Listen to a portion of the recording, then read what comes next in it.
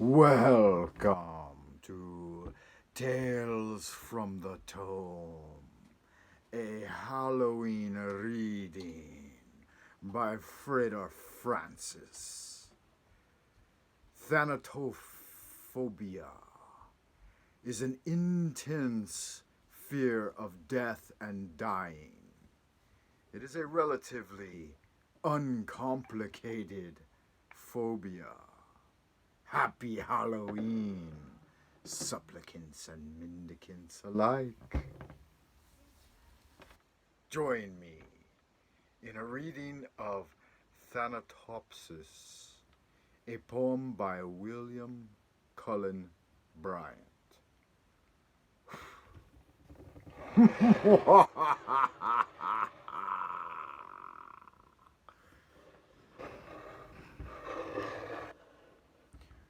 To him who in the love of nature holds communion with her visible forms, she speaks a various language.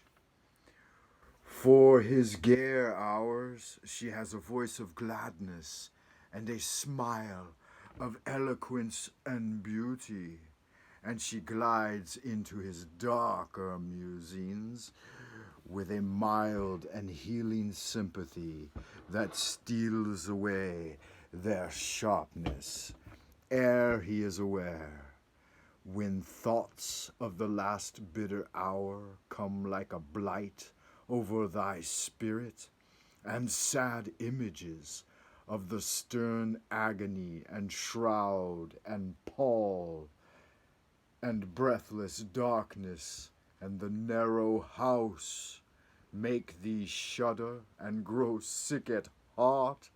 Go forth under the open sky and list to nature's teachings, while from all around earth and her waters and the depths of air comes a still voice.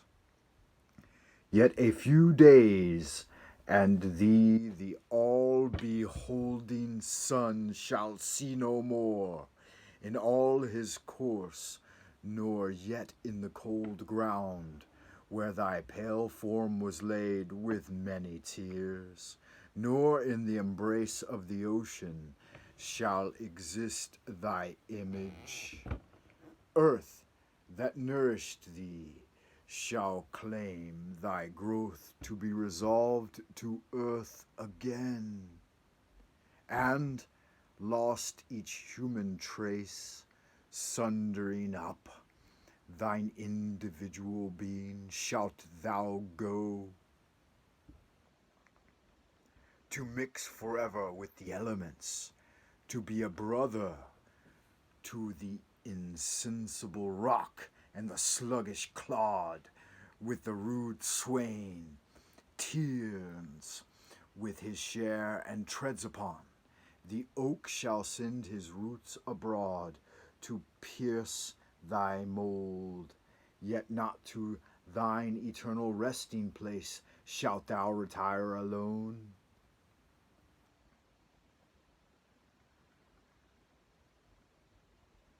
Nor couldst thou wish couch more magnificence. Thou shalt lie down with the patriarchs of the infinite world, with kings, the powerful of the earth, the wise, the good, fair forms and hoary seers of ages past, all in one mighty sepulchre. The hills, rock-ribbed and ancient as the sun, the vales stretching in pensive quietness between, the venerable woods, rivers that move in majesty, and the complaining brooks that make the meadows green, and poured round all, old ocean's gray and melancholy waste, are but the solemn decorations, all of the great tome of man, the golden sun, the planets, the infinite hosts of heaven, are shining on the sad abodes of death. through the still lasps of ages. All that tread the globe are but a handful to the tribes that slumber in its bosom.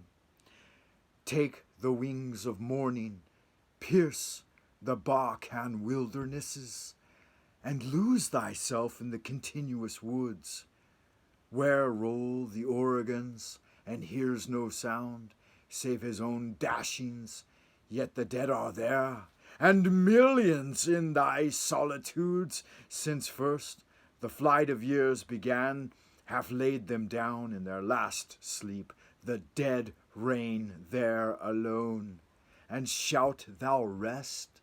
And what if thou withdraw in silence from the living, and no friend take note of thy departure?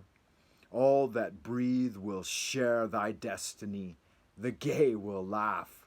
When thou art gone, the solemn brood of care plod on, and each one as before will chase his favorite phantom.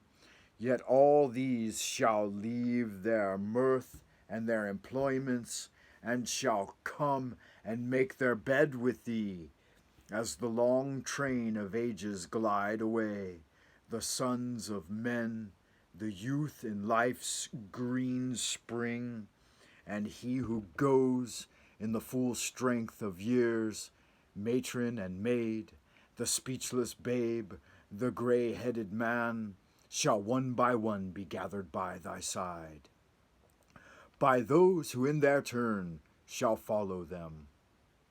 So live, live, that when thy summon comes to join the innumerable caravan which moves to that mysterious realm where each shall take his chamber in the silent halls of death, thou go not like the quarry slave at night, scourged to his dungeon, but sustained and soothed by an unfaltering trust, approach thy grave, like one who wraps the drapery of his couch about him and lies down to pleasant dreams. Happy Halloween, ghouls and ghasts. We'll see you in the abodes of the future.